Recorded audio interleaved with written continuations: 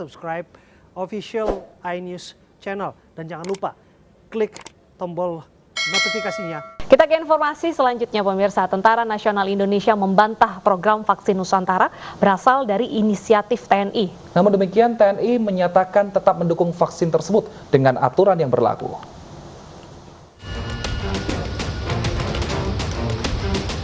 Tentara Nasional Indonesia menyatakan inisiasi vaksin Nusantara bukan berasal dari TNI.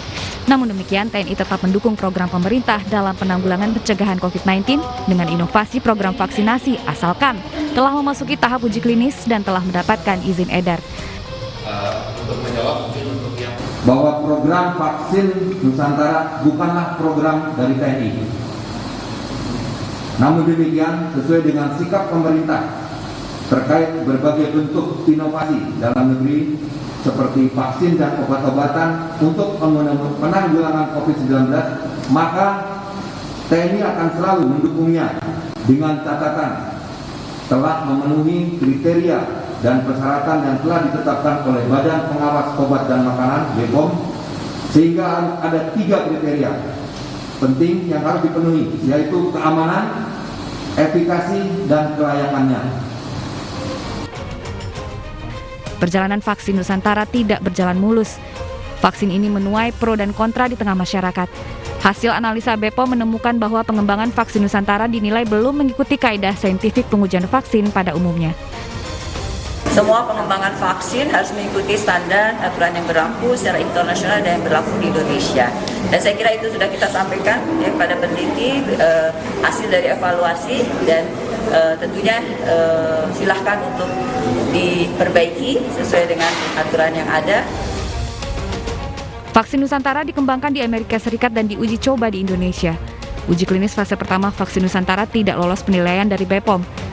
Meski demikian, pengembangan vaksin Nusantara terus berlanjut. Tim Liputan iNews melaporkan. Sudah bersama kami Yasmin Atania di RSPAD Gatot Subroto, Jakarta. Selamat siang Yasmin, apakah hari ini ada jadwal penyuntikan vaksin Nusantara untuk para relawan di sana?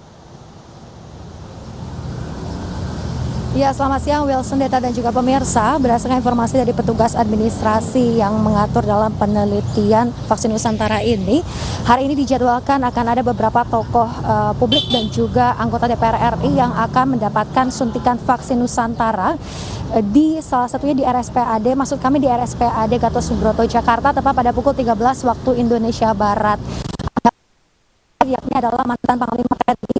Kemudian akan ada juga anggota DPR RI yang didominasi oleh anggota Komisi 9. Selain akan ada penyuntikan vaksin pada pukul 13 waktu Indonesia Barat nanti, tadi sejak pukul 8 hingga nanti pukul 12 waktu Indonesia Barat, ini telah berlangsung proses pengambilan sampel darah yang dilakukan oleh para peserta dalam penelitian vaksin Nusantara ini. Adapun kami tadi memantau ada salah seorang politisi yakni Deddy Mulyadi yang telah selesai dalam proses pengambilan sampel darah dalam proses penelitian vaksin Nusantara ini.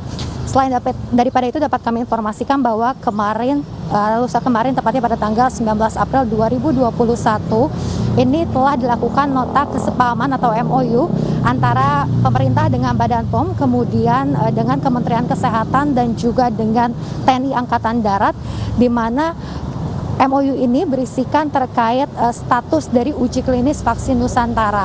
Untuk saat ini statusnya berubah, tidak lagi uji klinis, melainkan menjadi penelitian yang berbasis pelayanan. Artinya tidak diperbolehkan vaksin ini untuk didistribusikan atau dikomersialkan, dan juga hanya diperlukan untuk pasien secara pribadi saja. Lantas setelah adanya perubahan dari status uji klinis menjadi penelitian, maka saat ini untuk penelitian vaksin Nusantara ini akan diberikan tanggung jawab kepada Kementerian Kesehatan. Wilson, Deta. Baik, terima kasih Yasmin atas laporan Anda, selamat bertugas kembali.